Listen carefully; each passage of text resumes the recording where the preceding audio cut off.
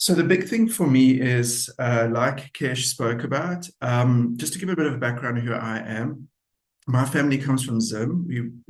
My granddad, my dad, everything lived in Bulawayo, and they obviously relocated to South Africa. But we've also traveled across Southern Africa quite a bit, and I've also lived across Europe and have a really good understanding of cross-border business. And it's always been fascinating for me how, as neighbors, we've got someone here from Zim. I think there's someone from Malawi here.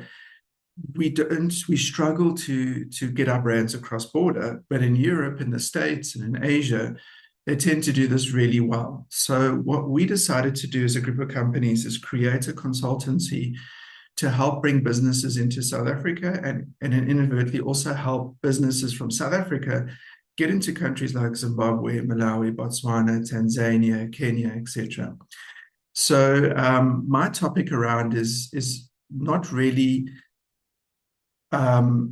it's very practical. So if any of you guys have sat in my sessions, I give very practical sessions. I'm a business owner, so I feel like I want to walk away from masterclasses or webinars really understanding what do I do next. So I think it's quite important for us to take notes. I think the presentation will be shared with you guys after the session, which I think is going to be really, really nice. But to jump in, so we have a consultancy. So if you guys want to engage with me afterwards, you're a bit shy to ask questions now. What we do as a consultancy is we offer a half an hour consult. There's no cost to it. It's part of this initiative under the Small Business Help Desk. We work very closely with Elmarie and Kesh, and we give up our time and we chat to you. So Ebening, if you need a bit of advice on how to move your brand from where you are into a new space, come chat to us for that half an hour. And in a half an hour, we will be able to give you really strong guidance and practical tips on what to do next. And that's the game plan for us. So how we do it, and this is the advice you're going to get throughout this presentation, is we work very closely with the embassies. Each embassy or each country that's represented, for example, in South Africa. So we have a Zimbabwean embassy, a Malawian embassy, etc., etc. Their goal and mandate is to grow trade between themselves and the country they're in. So we work by default with all the embassies in South Africa, the foreign embassies. And what we've picked up is there's a huge disconnect between what they do and what we as public perceive that they do. We think that they're just there to help us. If we are Malawians and we're in South Africa and we need support, we go to the embassy, but there's so much more to them. So within the embassies, they have trade desks, and they also have development agencies that work either in the foreign country or in the actual country that they're from, and then they just relay information with you from there. So that's what we do. We do it all the day, every day, and that gives us a little bit of a competitive edge. And that's why we say, book a session, consult with us, and then we can maybe guide you on what your next steps are. But basically, before we do that, what we need to do is understand when we're thinking of moving into another country, the thing is, it sounds amazing. We all like, I want to work cross-border. I'm in Botswana. I travel to South Africa regularly. I want to open up my business in South Africa because I really do think that there's opportunity. And then you go off and you meet someone who knows someone who knows someone. And next thing you know, you've got an office and a business, and then you're kind of navigating your way. What we're trying to encourage here is to stop before you do that and do a little bit more planning. And that is going to help you be successful in the country you want to move into. So we as a business operate across Southern Africa. We've been doing it for I would say 6, 7 years. And we have clients across border. And every time we go and find a client cross border, it always reminds me, one, that within a country, there are a multitude of communities. Two, I have a lot to learn, so I need to approach this quite humbly, if that is a word. And three, the important thing is the planning. I have to have a plan. I have to have a very clear plan of what I'm doing. So what I've said on this slide, and again, if you guys get a copy of the slides, what I have done is I've structured these slides to actually be almost like a to-do list for you. So you just take these slides and work through them step by step, and that will help get you into the country you want to, and also not to kind of get lost in the process. That's really important because you can get lost. So the reality of Africa is we're not an African market. We are country markets. So unlike Europe, where you have European, and you have country markets, there's a good combination between both. In Africa, we're not like that. So although, for example, the Zimbabweans love trading with South Africa, if you want to do work in Zim, they're probably the most open to opportunities. That's a rebound economy. There's a lot of opportunities there. They will guide you. They will help you step by step, but it's still a country market. So when you move your business from South Africa, for example, to Zimbabwe, you've got to understand it's a completely new entity that you're creating, and you would follow the same steps as what you would do in your home country. There's no get out of jail free card here. You have to understand how that country works. So regulations, compliance structures do vary. Some are called health ministries, some are called Department of Health. So if you're in the pharmaceutical space and you want to move into that industry, you also need to understand that compliance across border is going to be a little different. They are going to ask for different elements on compliance. Guys, I'm going to encourage you, please ask as many questions as you can in the chat so that you don't listen to my voice for a whole hour. And if you also want to unmute, I don't know if that's an option for you, just let us know. We can unmute you and then you can have a great conversation with us about your experience across border. But I see that there's 19, 20 of us in the room and across from different countries. So I'm sure we all have certain challenges that we face going across border, and we can maybe share that with others. That would really help. Also, government expectations are different. So I found when we work, for example, with Malawi, when you sit in the trade meetings, you don't sit alone. You sit with an entire group of different secretaries that transcend different portfolios. When you're in Zim, you sit with the trade desk, and that's it. Malawi is kind of, I've just mentioned it. Botswana is a little bit more European in how they work. So there will be one-on-ones, and then you go through to a panel, and then they take you through to the development agency.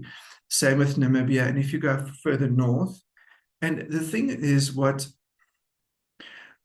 gets to me sometimes is, as South Africans, we believe that there's no structures across border. We believe we're just going to take our cars, go across border, get a piece of land and operate. We seem to forget that these are sovereign countries that do have laws, policies, departments, layered structures. And sometimes we don't respect that. Same in South Africa, we have a lot of that as well. So it is really important that before we get into it, we understand these points quite well, take a step back, and then I'll take you through the rest of what we can do. So on the top right-hand corner of the presentation is a QR code that goes through to the link that Marie just shared now. If you click on that link and you fill out your details, I will get hold of you, and we will have an online session for a half an hour where we can talk specifically around your brand. I'm a strategist by nature, so I can help you strategize your next points, your next steps. Okay, you need to do X, Y, Z, and we can move on from there.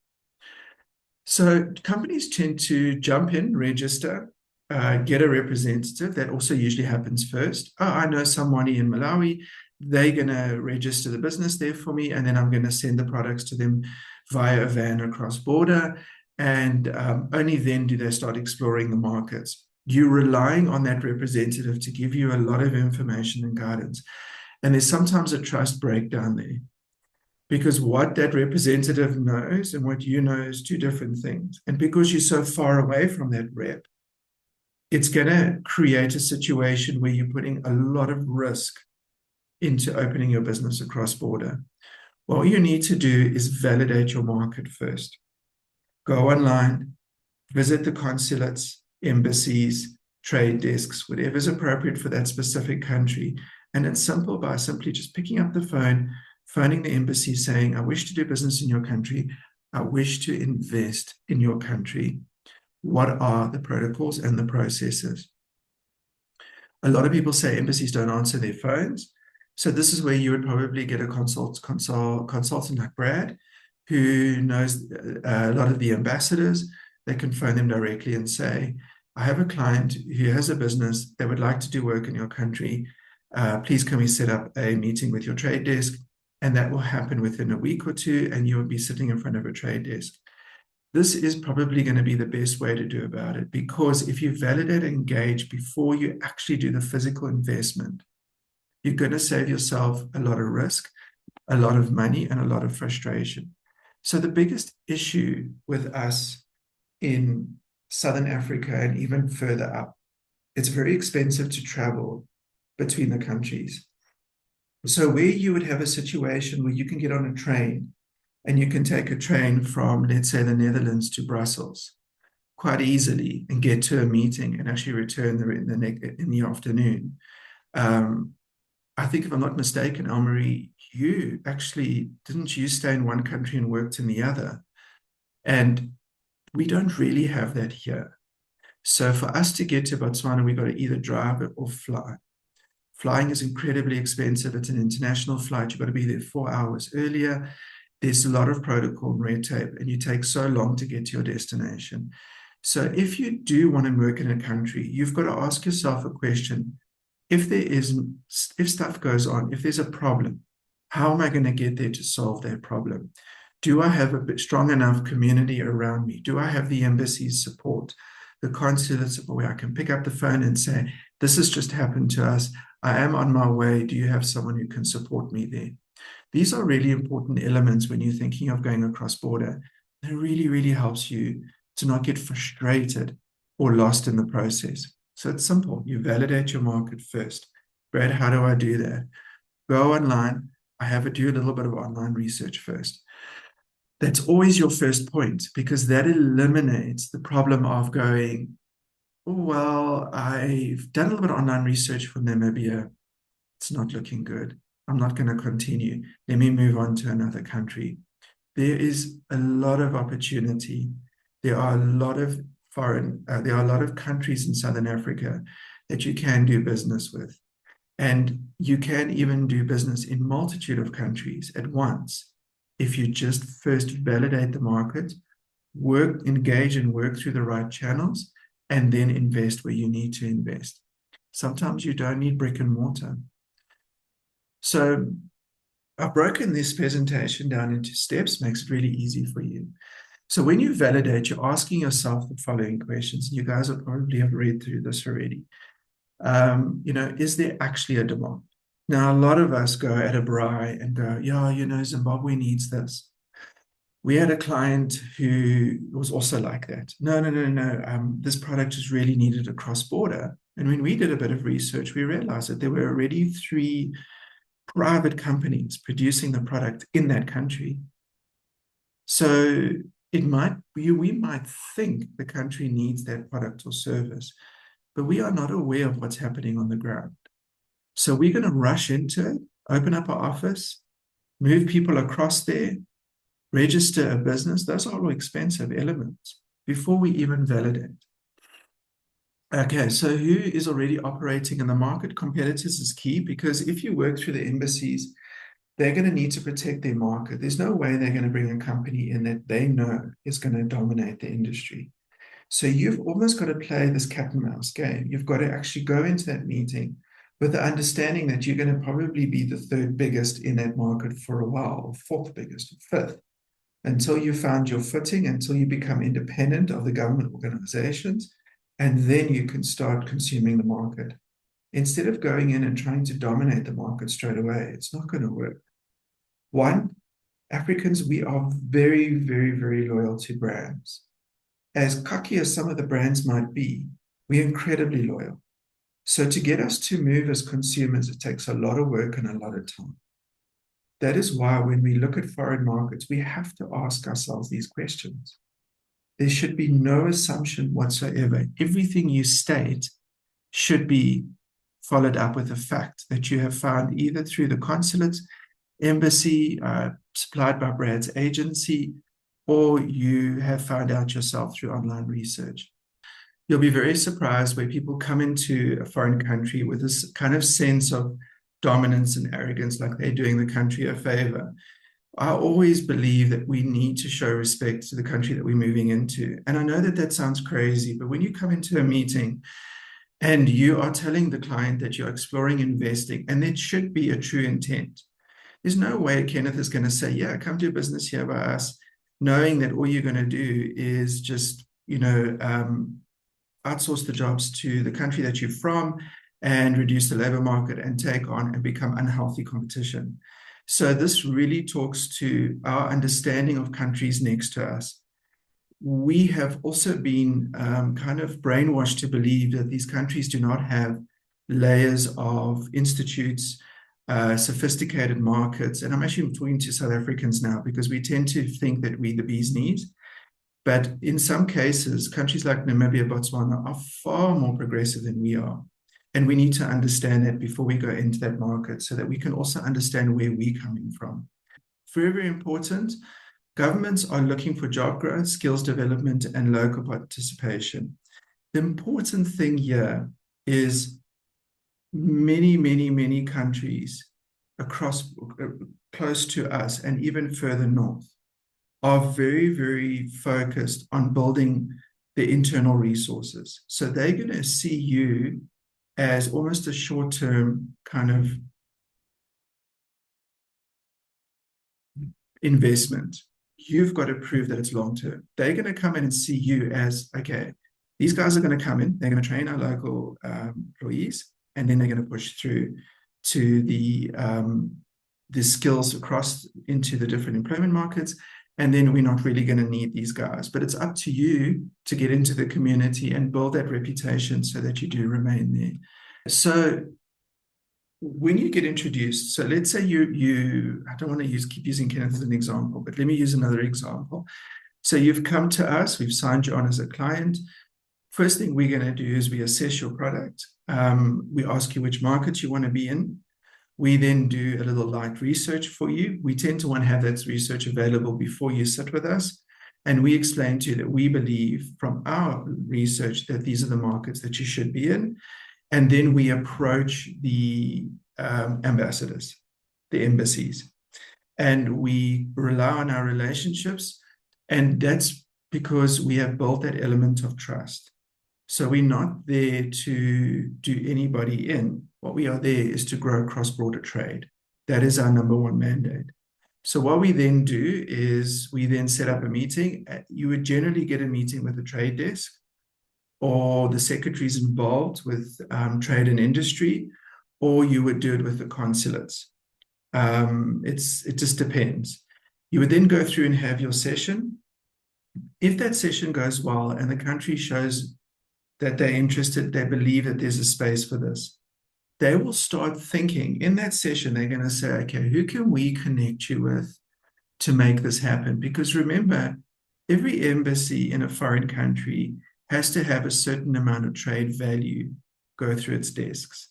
So they are looking for trade. That is their goal. They're there to grow trade. So you would then probably be put over to what we call a development agency. These are the guys that are positioned in that country that are there to develop the industries. So, for example, what Zimbabwe has ZEDA, we have IDC, we have the DTIC, we also have Invest SA, and they would then start taking over the conversations. That is where it becomes a commercial element. Because they're going to then want you to register a business, look for a local partner. How much are you going to invest in terms of brick and mortar? Or are you going to do skills development? What is your investment trade? And you're going to have all that information ready.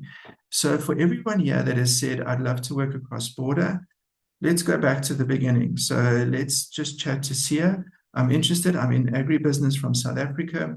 Okay, Sia, you're going to identify the markets that you want to get into. If you want to take your product across markets similar to Kenneth, you're going to need to then sit down and do a little bit of research, get hold of either a consultant or do it yourself, get hold of the embassies, get into the trade desk, have a conversation with them, let them have a look at your product. One of the things they will also want to do, if you do any sort of product manufacturing, I'm not talking about soft skills and services, they're going to want to come and look at your current manufacturing, your current premises, to just see what is the level of what you're producing. That is important for them because they don't want to introduce someone who does not adhere to their own local country's policies, procedures, and compliance to move into their space. So, yeah, so that just gives you a nice thing.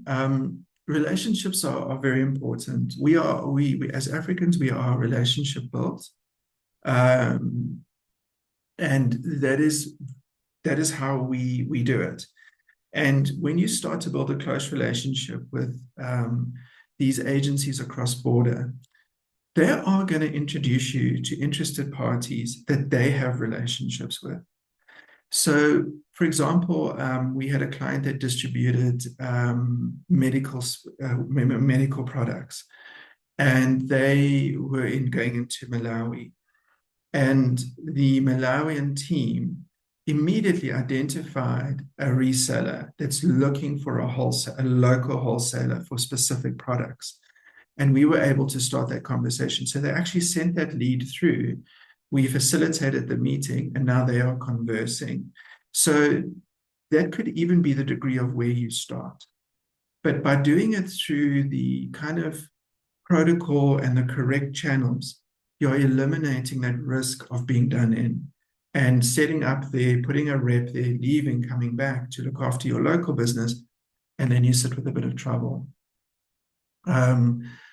You've got to push meetings. One of the big things that we find is our clients tend to have the first 2 or 3 meetings. It's exciting. You go to the embassies. Sometimes if your investment is over a certain amount, you get taken to the country to view the opportunities. It's really, really great. And then it dies when it comes to the paperwork and the compliance, etc. This is a very long journey. It's not going to happen tomorrow. So you have to follow the steps quite conclusively and be prepared to work through all the hoops. Remember, we still have quite a bit of red tape in Southern Africa, especially for cross-border work. And we need to eliminate the thinking that we're moving into Malawi and it's going to be quick and easy. There's a lot of protocols and procedures. We need to show that country the right respect.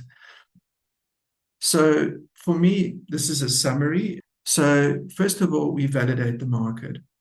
We then, in my view, engage with diplomatic channels.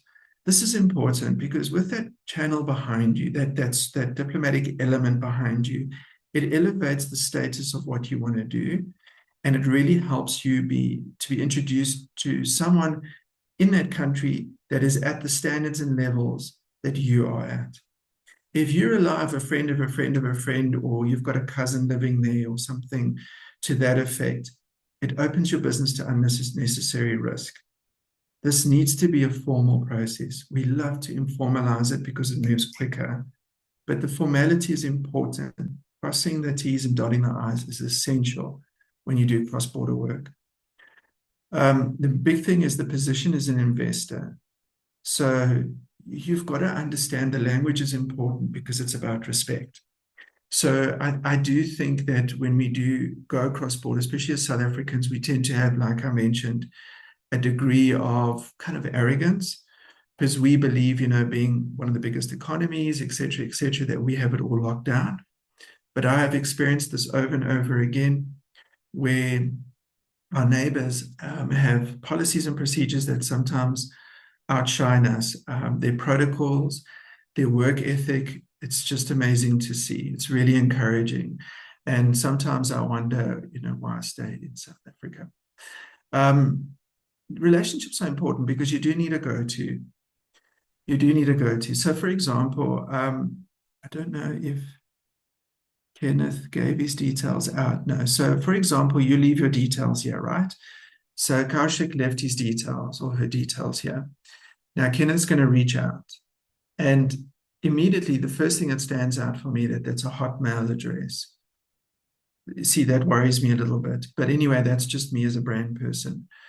Kenneth's going to reach out. It's really, really important that when Kenneth does do that, that you push it, you take it, answer the questions, don't ignore, go through with it, because Kenneth is giving up his time. So when you do sit with embassies or trade desks, or etc., these guys are actually really, really giving up their time to entertain you, for the benefit of you at the end of the day. So for final thoughts, and we will have a little bit of a conversation. I just wanted to, I don't like to do slide heavy presentations. I do want to take us through the following slide. I think it's quite nice because that just tells you how we do it, and it kind of summarizes everything for us. But on the final thoughts, your biggest success element is relationships, is finding key players in that market that are prepared to support you for their own gain. Naturally, we're all here to make money. But if you do it at a diplomatic level, or you do it at a trade level, it elevates your presence as a business owner. It also makes your life a lot easier, although there's a lot of paperwork. At the end of the day, it gives you kind of a level of reassurance that you're going through the right channels. Because if things shift politically in that country, or if the perception shifts around your brands or your products or your industry, you have a level of protection as well. So it really does help eliminate the risk. I do believe in networking. I think networking is really important. So doing a trip to the country that where you want to grow your business is really important. Just out of interest with us, we have staff in our business that are not just South African based. So we have staff sitting across Southern Africa. So that just adds a beautiful flavor to our work. It really, really is interesting. It's very much a sense of community. And really and truly, when you dig deeper and you start conversing with all the staff from the different countries, you start to realize that we're actually all kind of dealing with the same challenges. It's just different levels of it. And it really helps us as a company believe that we're moving into a space that we have the sense of brother and sisterhood in Southern Africa. And that's really important for us. So before we close, Tanda was saying, love it, sense of community, relationships before scaling, 100%. I learned a very, very hard lesson about, I would say about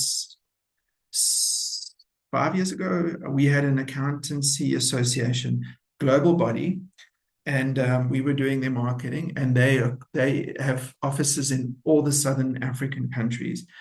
And they approached us and they said, look, can you help us run a campaign for this launch of this program across all the different countries in Southern Africa? No problem at all. They gave us a budget, and they all had independent social channels, and we accessed all those channels and we started campaigning. What I learned from that in the hard way was, let's say, for example, you take Zambia. Within Zambia, you have so many community layers and fabrics interweaving into each other. You cannot just go to the capital of the country and assume you know the entire country. There are amazing things happening outside of the main capital, and that could then be your big opportunity. So don't always side with the popularity element of let's go to the capital because that's where my product is going to work. Your product might work in northern Mozambique. You just don't know it yet. The only way you're going to know it is exploring. So the sense of community really helps. I hope you guys network with each other nicely. Again, we have left our details. The half-an-hour session is at no cost. It's added value as part of the small business help desk. It's something tangible you can take as a giveaway, a virtual giveaway. And for us, we very, very much focused on market entry, exploration, expansion, growth, cross-border partnerships. I'm now reading from my own presentation. I did this slide, lastminute.com, but I like the way I laid it out. Yes, it's really nicely laid out. Guys, thank you very much for your time. I appreciate it.